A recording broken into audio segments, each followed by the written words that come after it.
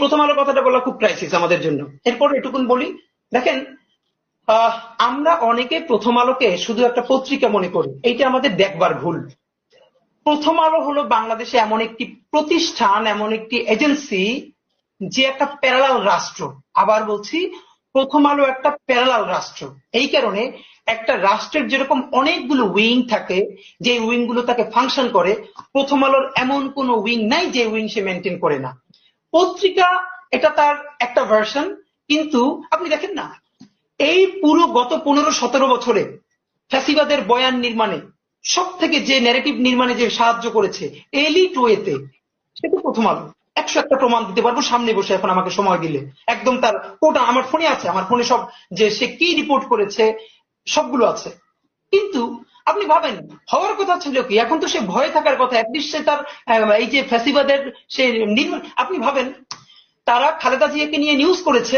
এই আজকেও দেখলাম যে বসুন্ধরার কাছে খালেদা জিয়ার কনসেন্ট নিয়ে 100 কোটি টাকা চেয়েছে তারেক রহমান, হেডলাইন।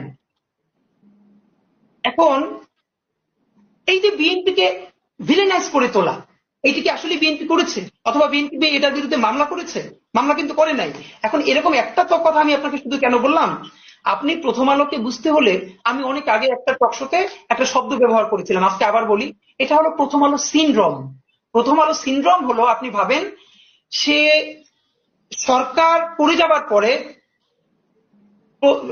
গত 2 বছর আগে সম্ভবত, আর 21-এ বা 22-এ, প্রথম আলো তার প্রথম পেজে শেখ হাসিনার জন্মদিন উপলক্ষে, যদিও ওটা স্পন্সার ছিল, সম্ভবত বিজ্ঞাপন ছিল, তার জন্মদিনের শুভেচ্ছা ছেপেছে 1 পৃষ্ঠা জুড়ে। এইটা কি কোনোদিন আপনি বুঝাতে পারবেন এটা যদি খালেদা জিয়ার হইতো, তো এটা সে ছাপতো?